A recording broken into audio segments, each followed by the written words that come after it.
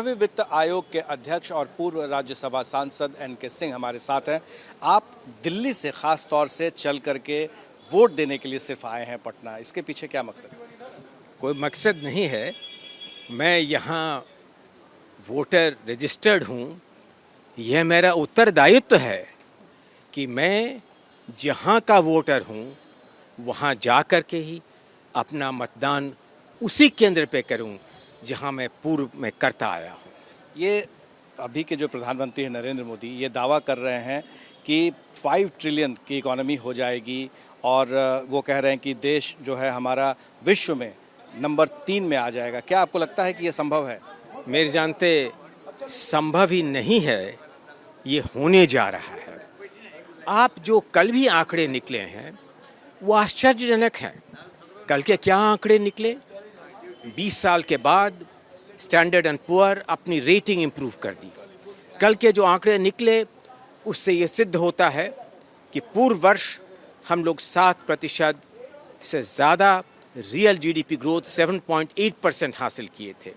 वो आंकड़े क्या कहते हैं?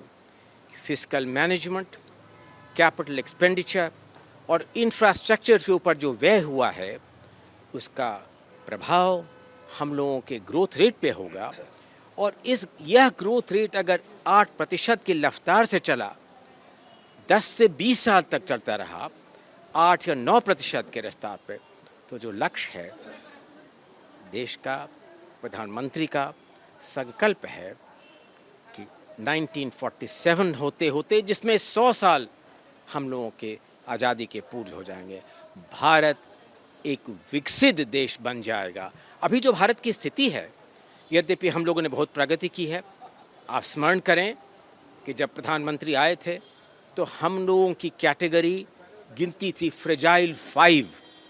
फ्रेजाइल 5 को तो पीछे छोड़ते हुए अब हम लोगों का लक्ष्य है कि अगले 2-3 वर्षों में ही number 3, third largest global economy और 47 तक एक डेवलप्ड इकोनॉमी के रूप में भारत परिवर्तित हो जाए। कांग्रेस पार्टी ने जो मैनिफेस्टो में वादा किया कि 1 लाख रुपए महिलाओं को दी जाएगी, जिसमें 8,500 रुपये हर महीने देंगे, 10 किलो अनाज देने और 200 यूनिट फ्री बिजली देने का, तो आपको लग रहा है कि ये संभव है ऐसा कर पाना?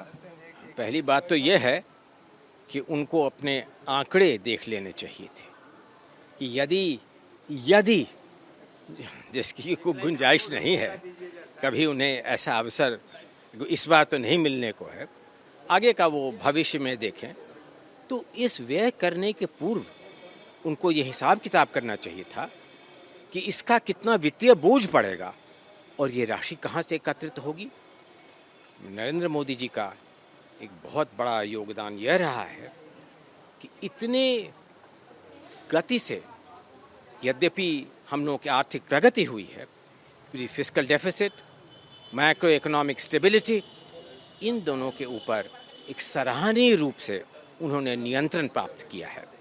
अगर ये जाने देंगे जैसा कि वो आप कह रहे हैं, संकेत कर रहे हैं, तो ये बहुत दुर्भाग्यवश होगा। एक आखिरी सवाल, आपको लग रहा है कि देश में जिस तरह की परिस्थिति पैदा हो रही है, ख़ास तौर से इकोनॉमिक कंडीशन को लेकर के फ्री बीज देने की बात चल रही है, तो क्या उस पर लगाम लगनी चाहिए? आप देखिए, आप फ्री बीज और मेरिट गुड्स दोनों को अलग अलग दृष्टिकोण से देखें। यदि प्रधानमंत्री जी फ्री फूड ग्रेन्स दे रहे हैं, यदि प्रधानमंत्री जी अन्य दूसरे रूप से जो बैंक के खाते खोले जा रहे हैं, वो फ्री बीज नहीं हैं, वो मेरिट गुड्स हैं। फ्री बीज के बारे में जब चर्चा होती है तो उसका सीधा मतलब यह है कि वो डायरेक्ट कंजम्पशन एक्सपेंडिचर जिसमें कि कोई मेरिट का लक्ष्य नहीं है, इंफ्रास्ट्रक्चर के ऊपर नहीं है, उससे कोई कैपिटल इंक्रीज नहीं होने को है। यह विवाद फ्री बीज का जो है विवाद, हमने भी लिखा है फ्री बीज के ऊपर। हमने ये लिखा है कि जो हम लोगों की सरकार की निश्चित संकल्प है कि मैक्रो इकोनॉमिक स्टेबिलिटी और फिस्कल डेफिसिट के ऊपर नियंत्रण रखें। अगर इस रूप से फ्री बीज देंगे तो वो नियंत्रण नहीं रहेगा। मेरिट गुड्स अवश्य दें, लेकिन फ्री बीज नहीं दें। उन दोनों के परिभाषा में बहुत भिन्नता है। लेकिन इस पे एक सवाल उठता है, कांग्रेस पार्टी के नेता कहते हैं कि अंबानी, अडानी या फिर जो लोग भाग गए, मेहुल मोदी, ललित मोदी, तो ये लोग जो पैसा लेके भागे हैं, इनको कह रहे हैं कि वो माफ़ कर दिया गया, उनके 16 लाख करोड़ रुपए जो है उनके माफ़ कर दिए ये गए। सरासर झूठ है।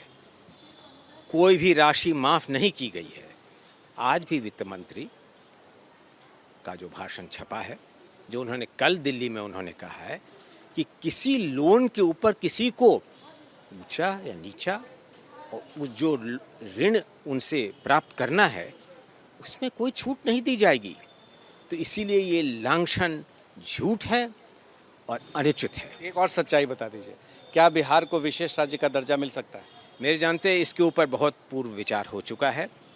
जो वर्तमान स्थिति है, वर्तमान राज्य सरकार इससे पूर्ण रूप से अवगत है और मेरे जानते ये प्रश्न आप उनसे करें तो वो आपको जो स्पष्ट स्थिति है वो प्राप्त हो जाएगी। एक समय में यह था, मैंने भी इसके ऊपर अभियान किया था, मेरे भी हस्ताक्षर थे राज्यसभा के, इसीलिए मैं के नाते मैं समझता हूँ कि आज की परिस्थिति में इसका कोई औचित्य नहीं रहा। क्यों नहीं रहा? क्यों विशेष राज्य का दर्जा क्या था? आप देखिए, उसके दो केवल लाभ थे। एक लाभ तो ये था कि टैक्सेस के ऊपर कुछ आपको छूट मिलेगी। जीएसटी के बाद ये संभव नहीं है क्योंकि ये सब जीएसटी में मिल गया है।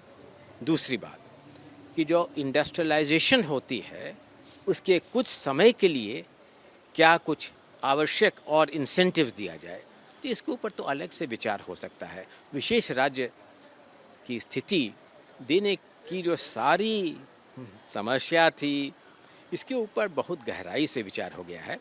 मैंने ही अपने जो अंतरिम रिपोर्ट दिया था 15वें वित्त आयोग का, उसमें हमने स्पष्ट कर दिया कि जो लांछन था कि 14वें वित्त आयोग ने इसके ऊपर रोक लगाया, वो सही नहीं था।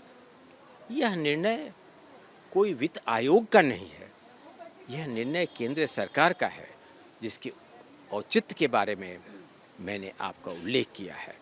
और अंतिम बात, अब योजना आयोग नहीं रही, अब योजना आयोग परिवर्तित हो गई है, एक दूसरे रूप में नीति आयोग के रूप में परिवर्तित हो गई है। आप स्मरण करें कि ये सारी कहानी गैडगिल मुखर्जी फार्मूला के संदर्भ जब योजना आयोग थी तब इसके बारे में परिभाषा थी। अब इस परिवर्तित स्थिति में किस और रूप से बिहार की उन्नति हो, इसकी औद्योगिकरण हो, इसके ऊपर अलग से विचार किया जा सकता है। बहुत बहुत धन्यवाद। एक राष्ट्र एक चुनाव पे आपने सुना कि किस तरह से एनके सिंह स्पष्ट कर रहे हैं कि विशेष राज्य के दर्जा को दिए जाने की जो मांग है उसको लेकर के वो खुद आगे बढ़े थे, लेकिन अब क्योंकि मामला बदल गया है, नाम बदल गया है, आयोग अब नहीं रहा, अब नीति आयोग और फाइनेंस कमीशन के सामने में ये सारे प्रस्ताव थे, लेकिन अब इसका कोई औचित्य नहीं रह गया है। हमारे सहयोगी शैलेश के साथ प्रकाश कुमार, एबीपी न्यूज़, पटना।